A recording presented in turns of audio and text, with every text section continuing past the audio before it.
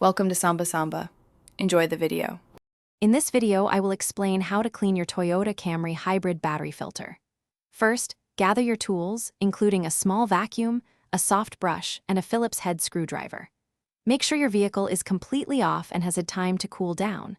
You'll need to locate the battery cooling air intake vent, which is typically found in the rear passenger area, often behind the back seat or in the trunk.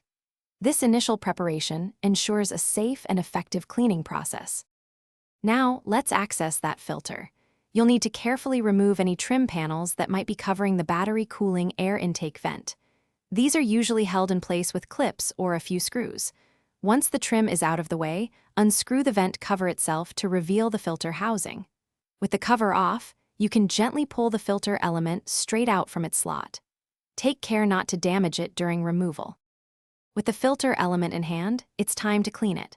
Start by using a vacuum cleaner with a brush attachment to remove any loose dust, pet hair, or larger debris. For more stubborn dirt, gently brush it away with a soft bristled brush. Remember, this filter is designed for dry cleaning. Do not use water, soap, or any harsh chemicals, as these can damage the filter material and reduce its effectiveness.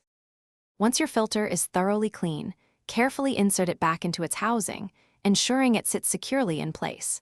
Then, reattach the vent cover and any trim panels you removed earlier, making sure everything is fastened properly. Regularly cleaning this filter, perhaps every 15,000 miles or once a year, helps maintain optimal battery performance and longevity. For other great deals, including those leak-proof containers for easy meal prep, check the description below this video. Thanks for watching. Consider subscribing if we helped you.